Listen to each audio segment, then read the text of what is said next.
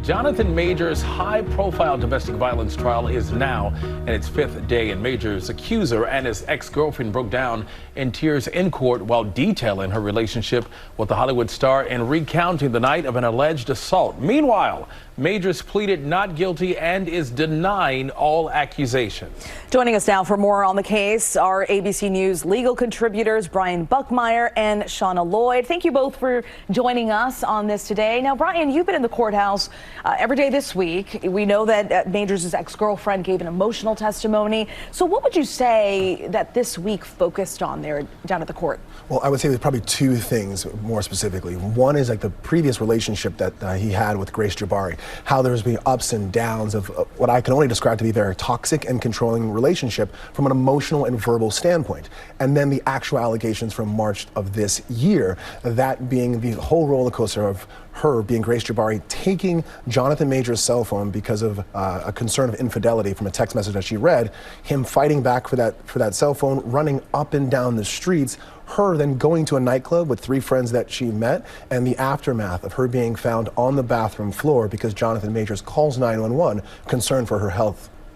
And Channa, Jabari told jurors that Majors had bouts of explosive rage and also demanded, this was something that blew up on social media, that she sort of think of herself as Coretta Scott King or Michelle Obama and act accordingly. What's the picture that prosecutors are trying to paint, especially with that comment and those comments?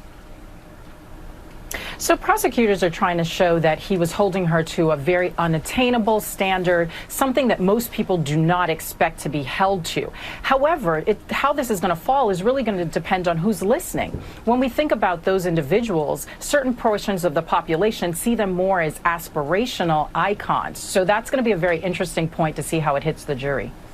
It certainly will be. Now, Brian, back in June, we know that Majors filed a counterclaim, right, saying that his ex was the aggressor. That complaint has since been dismissed, but will his legal team maintain that angle and argue self-defense? Absolutely, and they've been arguing as well. In New York, we call self-defense justification because you're justifying the actions you're doing. And I would tell our viewers, feel free, look it up. It's called Penal Law Code 35.25, and it says you're allowed to use non-deadly force to stop a larceny, a theft, or criminal mischief, the damage of your property. So just like if we went outside and someone tried to steal your purse and you hit that person to take your purse, we wouldn't charge you. And so in a case where Grace Jabari is saying, yes, I took his phone, and then he used non-deadly force because it's a broken fingertip and an injury in the back of the ear is her claim, there's actually video of her outside chasing Jonathan Majors in front of an apartment and then in a club, and you can see with the finger she claims to be broken, she keeps putting her hair behind her ear, the ear that has the injury.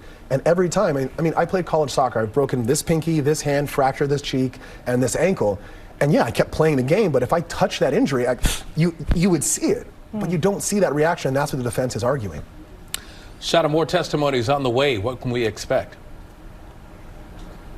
What we're going to start to see are the witnesses. Now, these are very important persons who are going to start to tell us the real objective information. The driver of the SUV is kind of the silent observer. He was front and center to hear what happened, how it happened, and how everything transpired. So that's going to be a very critical point for this trial and for the jurors. The other witnesses are going to give us a lot more information about what was going on outside of these two parties. And all of this is really important because when you have two versions of this story, one from him and one from her, these are objective parties that can fill in and give us a lot more background from an objective standpoint.